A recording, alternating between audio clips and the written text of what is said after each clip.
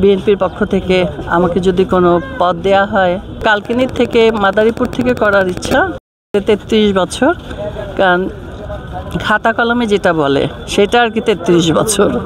আর তা না হলে বুঝ হওয়ার পর থেকেই আমরা আমাদের পরিবার বিএনপিকেই সাপোর্ট করেছে, আর আমিও তাই করেছি। এটার একটা কাহিনী আছে অবশ্য, যে শহীদ প্রেসিডেন্ট জিয়াউর রহমান আমি যখন অলিম্পিকে ফার্স্ট হই সাইকেলিংয়ে 78-এ, আমাকে একটি সাইকেল, আমাকে ঠিক না, আমাদের ফেডারেশনকে 6টি রেসিং সাইকেল উপহার দিয়েছিলেন। তো মানুষ তো উপহার পেলে খুশি হবেই। তখন আমি ছোট ছিলাম, ছোট থেকেই খেলাধুলা করি, তো সে থেকেই যে তার প্রতি একটা ভালোবাসা, যে আমরা বলার সাথে সাথে বিদেশ থেকে সাইকেল এনে দিলেন, তার প্রতি আমাদের বা আমার বেশি ভালোবাসা। এখন তো ছবি না তুললেই হয়, হ্যাঁ, তো বেশি তার প্রতি আমাদের এই ভালোবাসা, আমার ভালোবাসা আর কি বেশি হয়। ওই যে বাচ্চা বয়সের ভালোবাসা যেটা থাকে, এখনো বুড়ো বয়সে এসেও সেই ভালোবাসাটাই রয়ে গেছে। সেখান থেকেই শুরু।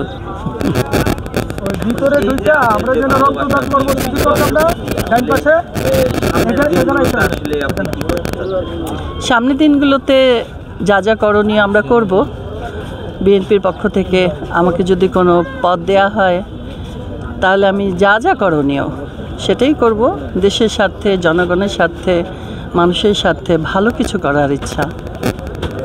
আপনার 5ই আগস্টের পরে আপনি যে বিএনপি করেন, আসলে এই ধরনের আপনার চলচ্চিত্রে কোনো আপনার বাধা এসেছে কিনা?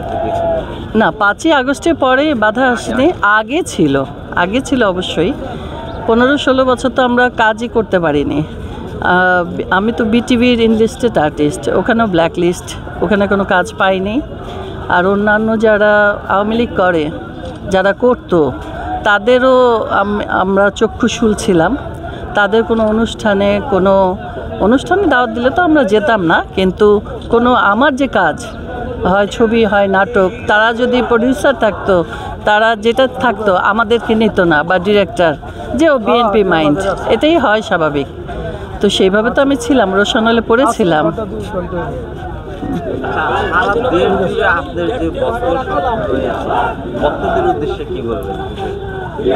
সবাই ভালো থাকুক, সুস্থ থাকুক।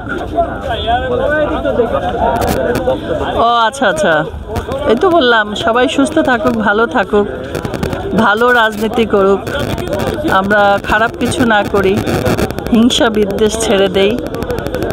দশের ভালোর জন্য যদি আমার একটু সময় বা অল্প কিছু ক্ষতিও হয়, তা করা উচিত। বিএনপির পক্ষ থেকে আপনার কখনো সংসদ নির্বাচন করার ইচ্ছা আছে? অবশ্যই আছে, ছিল, এখনো আছে, এবারই করব। হ্যাঁ। কোন জায়গাতে? আমি উত্তরায় থাকি, আমি উত্তরার ভোটার।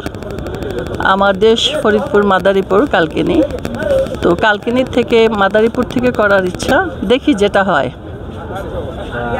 অনেকে বলছেন যে বিএনপির মনোনয়ন প্রত্যাশিত অনেকেই আপনি সিলেক্ট হয়েছেন, এরকম বলছেন। সেক্ষেত্রে আপনি সিলেক্ট কিনে?